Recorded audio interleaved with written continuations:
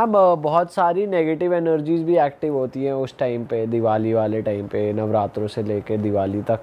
तो कुछ negative energy removal के लिए आप कुछ अगर रेमेडीज़ दे पाओ। जी, पहले तो मैं व्यूअर्स को ये भी बोलूँगी कि अगर किसी को, जैसे इतने सारे रिचुअल्स हैं दिवाली पे, अब बहुत सारी चीज़ें होती हैं जो माँ लक्ष्मी जी को प्रसन्न कर सकते हैं, तो उसकी हमारी फ्री क्लासेस चल रही है, तो वो फ्री क्लासेस ज्वाइन कर सकते हैं हमारी कम्युनिटी ज्वाइन करके। तो if anyone want to know कि क्या क्या रिचुअल हम फॉलो कर सकते हैं, कैसे माँ लक्ष्मी जी को प्रसन्न कर सकते हैं, तो वो फ्री क्लासेस ज्वाइन कर लें, राइट। उसके अलावा आप जैसे नेगेटिविटी रिमूवल की बात कर रहे हो, तो आपको क्या करना है, आपको काली हल्दी लेनी है। काली हल्दी पूजा स्टोर पे मिल जाएगी, नहीं तो किसी भी जनरल स्टोर पे मिल जाएगी।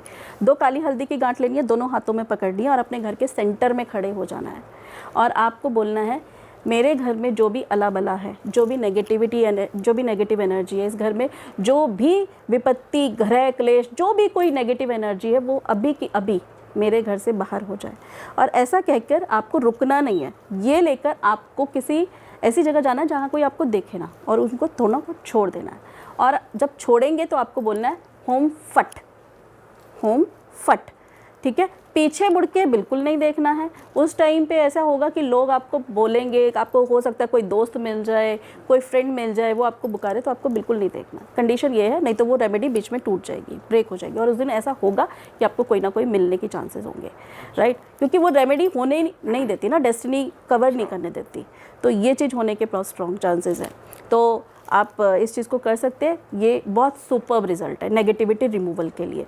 इसके अलावा अगर किसी को हेल्थ रिलेटेड इश्यूज़ आ रहे हैं, कोई बीमार है, ठीक नहीं हो रहा है, तो आपको करना क्या है, दिवाली वाले दिन आपको एक आटे का पेड़ा लेना है, उसके अंदर चने की दाल और थोड़ा सा गुड़ डालना है, और वो पेड़ा अपने ऊपर से 3 टाइम्स एंटी क्लॉकवाइज वार के, एंटी क्लॉकवाइज, क्लॉक कैसे चलती है, एंटी क्लॉकवाइज, राइट, अपने ऊपर से 3 टाइम्स एंटी क्लॉकवाइज वार के आपको गाय को खिला देना है। और इसके बाद आपको 3 थर्सडे करना है। दिवाली वाले दिन किया, फिर उसके बाद 3 थर्सडे और करना है। तो जो जिसको भी हेल्थ इश्यूज़ चल रहे हैं वो सॉल्व हो जाएंगे। अगर आपको लगता है कि पूरे घर पे या सबके साथ ऐसा करना, तो आप वो भी कर सकते हो, कोई दिक्कत नहीं है इसमें, लेकिन आपको 3 थर्सडे कंटिन्यूसली करना है। इसके लिए भी मैम कोई रेमेडी है कि सोन पापड़ी कम आए दिवाली पे? यही ज्यादा आती है पैकेट में। वो फिर आप आगे ट्रांसफर कर दो। इसकी यही रेमेडी है। इसके लिए अपने जेब से खर्चा करो, नई नई मिठाई लेकर आओ। उसके लिए ये है कि खुद किसी को मत दो, क्योंकि वो मार्केट में तो वो तुम्हारे पास एट दी एंड आई जाएगी, हाँ, घूम घूम के। ये बात देखिए, एनर्जीज जो है, क्यों हम कहते हैं कि माँ लक्ष्मी जी उस दिन हम क्यों मना रहे हैं, क्योंकि एक ऐसा दिन जहाँ एनर्जी बहुत बहुत बहुत हाई वाइब्रेशन लिए हुआ है, ठीक है। भक्तों में भीड़ वो लगी हुई है, होड़ लगी हुई है कि हमें माँ लक्ष्मी जी को मनाना है।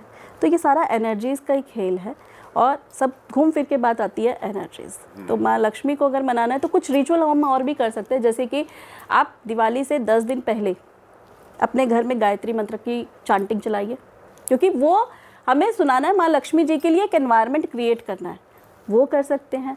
इसके अलावा हल्दी और कुमकुम का और चावल के आटे का पेस्ट बना के गंगा जल डाल के अपने घर के गेट पे, मेन गेट पे रोज़ स्वास्तिक बनाइए, रोज़ उसे साफ़ कपड़े से क्लीन कीजिए, रोज़ स्वास्तिक बनाइए। अगर आप 10 दिन नहीं कर सकते हो, 3 दिन तो कर लो, क्योंकि बात वही है, भगवान श्रद्धा का भूखा है, प्यार का भूखा है। अगर आपका हेक्टिक शेड्यूल है, वर्किंग हो, तो एटलीस्ट 3 दिन तो करो, 3 दिन तो कर सकते हैं ना हम।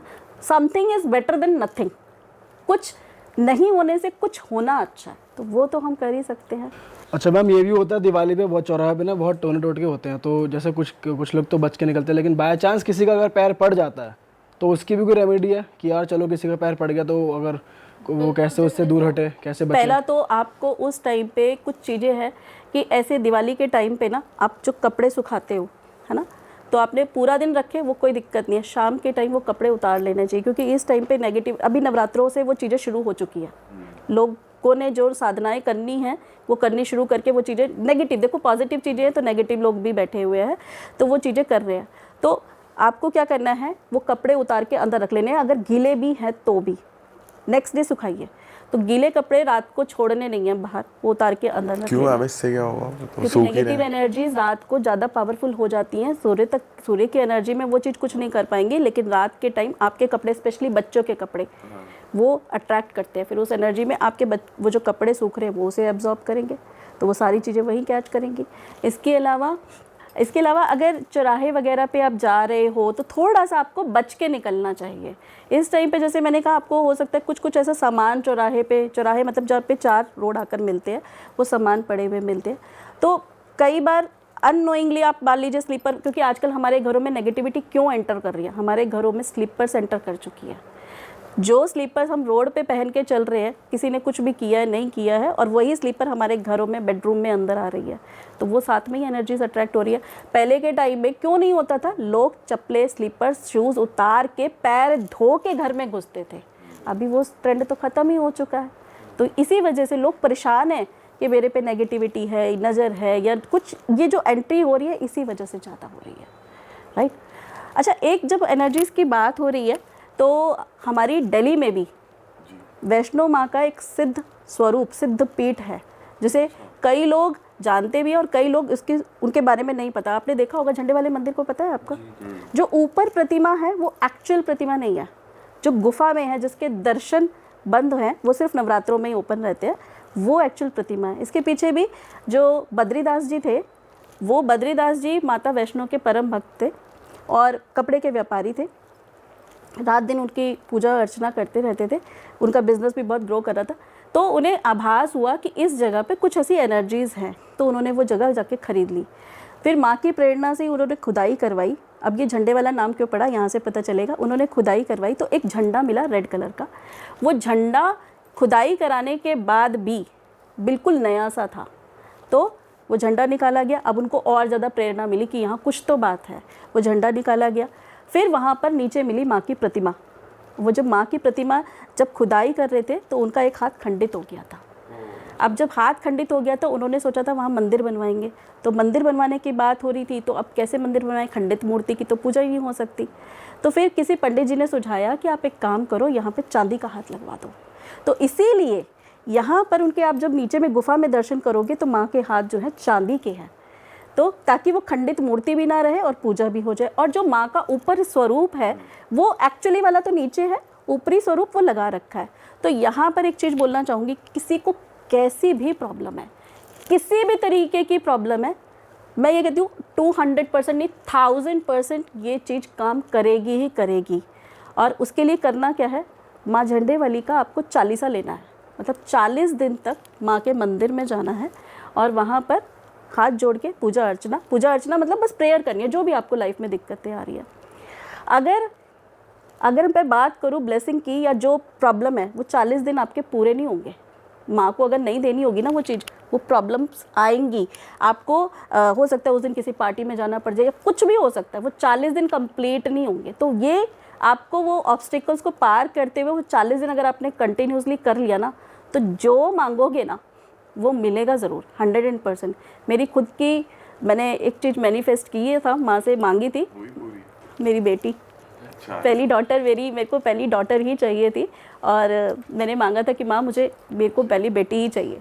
तो टच वुड, बाकी मैं तो उन्हें अपनी माँ ही कहती हूँ, मेरे बच्चे उन्हें नानी माँ कहते हैं, इसीलिए उनका नाम जो है झंडे वाली माँ पड़ा है। ट्रस्ट मी, आप करके देखो 110%, दिल्ली वाले तो सभी जानते हैं, तो 100% रिजल्ट। बट मैम जैसे जो आप कह रहे हो 40 दिन, तो वो ऊपरी मूर्ति भी के भी दर्शन बिल्कुल, क्योंकि गुफा के दर्शन तो बंद होते हैं। तो ऐसा क्यों सिर्फ नवरात्रे में खुलते हैं?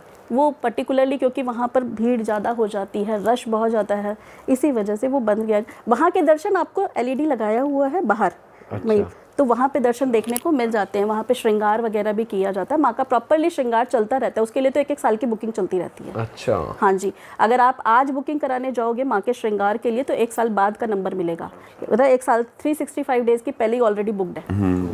तो इस तरीके से चलता है।